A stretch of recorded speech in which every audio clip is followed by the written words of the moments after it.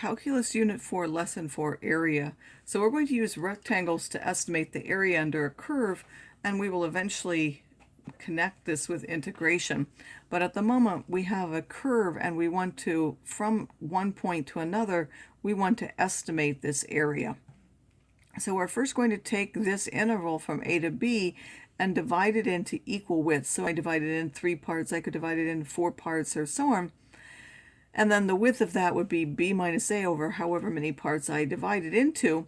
So the extreme value theorem says because this is a continuous function, that there's a minimum and a maximum for the interval. Now we don't know what that is, but we're going to call it f of mi and f of capital Mi in each interval. So there has to be a smallest part for the function and a lowest point. So now we can start with smaller areas. We can take triangles that are inscribed, meaning they're all underneath the curve. So I can go up to the curve and across and up to the curve and across. So again, I've divided this into however many equal pieces, then I'll go up to the curve and I drop underneath. So the area of the inscribed rectangles is called the lower sum, where I'm going to take the sum from I equals 1 of those lower points in the interval. So if I have this interval, there's a low point and a high point in that. I'm going to take the low points, and in this case, if it's an increasing function like shown here, then those would be the left endpoints. If it happened to be a decreasing function, then those would be the right endpoints. Here we could also do the circumscribed rectangles. Instead of, for this interval, we can go to the high point, as I said, and go down this way and make a triangle, and those have slightly more area than A would have. So we can find the upper sum, which is to add the higher value for the thing, which if an increasing function is the right points, if it's decreasing, it would be the left end points. We're going to find the highest one in there and multiply. So by their definitions, we can see that this area is smaller than what we want, and this one's larger than that we want. So these two things, this one's squeezed in between these two things. So as n goes to infinity, the width of these are going to get smaller and smaller and smaller. So we're going to take more and more intervals. So first we'll start with 3 and then do 4 and 5 and so on. We're going to let n go off to infinity, and we're just going to keep chopping it up into smaller and smaller pieces. So a theorem says that if f is continuous and non-negative on AB, then the limit of this sum from using the lower endpoints, which is the limit of this, and then the limit of this, which takes from the upper ones, which is this, they exist and they're equal. So if we have a continuous non-negative function, meaning it's above the x-axis everywhere, and it's continuous, then those two methods in the limit give us the same answer. So by the squeeze theorem, it follows that the area that we want has to be the limit of either one of those. So it doesn't really matter then which one we take. We can take the lower ones, we can take the upper ones, and we'll still get the same area. So now you can actually go farther than that. It says let f be continuous and non-negative. The area of the region bounded by that, and then those vertical lines, x equals a and x equals b, where I take any height in the interval. So if I take, in this interval, if I take any point in there, it could be this one or this one, it could be the midpoint, it could be any value in there. I'm simply going to take a point in there, and the width of the interval is simply b minus a divided into n pieces. It turns out that the area is still going to be the limit, so it really doesn't matter which one you use for the function. You can use the left one, the right one, the midpoint, or any other. So now there's a TIA program area which I provided for you, inshallah. And so if we go turn it on and we go to program, it is under area. So actually I have that archived at the moment, so I'm going to have to unarchive that. So you go to second mem, you go to mem management, and then you go down to program, which you can just put 7.4, and then when you hit enter, it toggles between archiving, which is with the star, and unarchiving, which is this now. So first you need to make sure that that's unarchived, and then I'm going to quit that. And then, well, first of all, I need to put my function in y equals, so the next one what it is, and I'll put it in the x squared plus 5, and then I'm going to go to program again, and I'm going to go to 3, and it says program area. and then I want to know a. So suppose I want to know the area from 1 to 3, and I want to pick 5 intervals. You hit enter, enter, enter in order to get the left, the right, and the midpoints.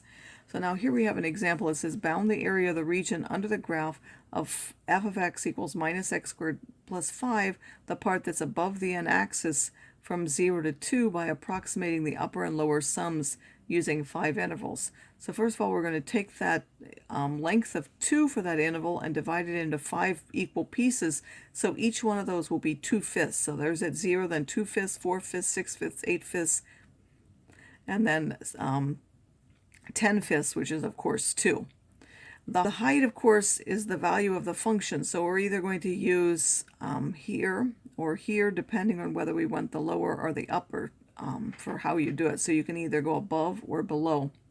So for the lower sum, again, we want all the ones lower. This is now going to be, in this case, the right endpoints, because it's decreasing on this whole interval. So we can write that ith endpoint as 2I over 5. So we're going to do what? We're going to take the height, which is the height at 2/5, and multiply by the width, which is 2/5. Then the height at 4/5 and multiply by the width of 2/5. The height at 6/5 and multiply, so that we're finding the area of each of these rectangles. The height at 8/5 and multiply by 2/5, and the height at 2 and multiply by 2/5, which is what this is. And then instead of writing that out each one, we can substitute what that is in terms of the formula. Well, what is f of course, the ith endpoint is 2i5. That means we're putting 2i over 5 in this formula. That's what f of 2i over 5 is. And then we're going to multiply by 2/5. And of course, we can simplify this like we did in other units, and we could calculate that ourselves, but we're going to use our calculators to find that. So you will have to be able to set this up, but then you can use your calculator to evaluate it. For the upper sum, again, the ith endpoint is now what? That's the one before this, so it's the one before I, so you need to take 2 of I minus 1 over 5. The first one will be 0. And again, that's because it's a decreasing function, so we're going to take the left endpoints for this, not the right ones here. The right ones will be the lower sum, and the left ones will be the upper, and again, that's because it's a decreasing function. But again, we're going to take this 2i minus 2 over 5, put it in this function, and then we would have, that's the function value, or the height, and then we would multiply by width, which is 2/5, and we would end up with this value. So again, how can we actually see that from our calculators? Again, I've already put the function in as I showed you. I'm going to go back again to the program. Second program. Program is area, which is 3. You hit enter. It asks you what A is. Well, we're going from 0 to 2. So A is 0, and B is 2. And we have how many intervals? We have 5 intervals. And now we have to remember which is which. In fact, I might want to change my window here so that it's a little closer. In fact, why don't I do that? It's very squished here. I only want the y's to be oh, I can't do it in the middle of a program. But anyway, when I hit enter, that's the left endpoints. Well, the left endpoints, if you remember, was the upper one, so that would give us that 8.08. Then when I hit enter in this one, because it was a decreasing, that was the right one, that will be 6.48. Which I get here. And if I were to use the midpoints of these instead, not the upper or the lower, but I were to go to the midpoint, I would find that in that case I would get 7.36. Now, of course, these are all different because these are only approximations. The real area is somewhere around that, somewhere in between those two values. The midpoint one probably being closer to the real value. But it really doesn't matter which one you take. In the end, we'll use limits, and it will be, as n goes to infinity, any one of those 3 would give you the same thing. So now let's use the limit process to find the area of the region. Again, what we've done here is simply approximate that area, and now we want to find the actual area using the limit process. So we have a similar quadratic function, y equals x squared plus 2. Now we're only going from 0 to 1. So you sketch it. You want to take that from 0 to 1 and divide it into n intervals, and then find the limit as n goes to infinity. So since it's a length of 1, you're taking 1 over n. So you would have 0, 1 over n, 2 over n, 3 over n, 4 over n, up till n over n, which is 1 with those intervals. of course, the lower point would be I minus 1 over n, and the upper one would be I. So if you were in the second interval, which would be here, that would be 1 over n to 2 over n if you found that.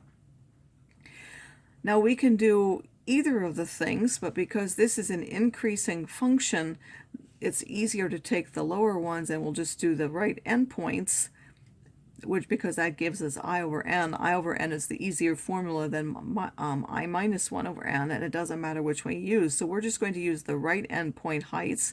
That means we have to take the I over n and put it in this function. So it's I over n squared plus 2. And then the width of each interval is 1 over n. So to find the upper sum, again, this is the upper sum y, because we are using it's an increasing function and we're using the right endpoints. So we're using the bigger value. That means we're going to end up with the ones that are above it. Although it wouldn't matter. Again, we're only doing that because it gave us I over n, and that's the easiest thing to do. So we're going to take the sum from I equals 1 of these function values, the heights, multiplied by 1 over n, and multiply and evaluate it using our formulas like we did before and simplify. And now there's a 2 that got added here because we had 2 over n times n, that just gave us 2. So the area would be the limit as n goes to infinity of that. So we're taking the limit of this. Of course, the limit of this is just 2 as a constant. If you simplify this, this would give us 2 over 6, which is 1/3. This part will go to 0, this part will go to 0, and you will end up with 2 and 1/3 as the limit. So that's the area underneath that curve.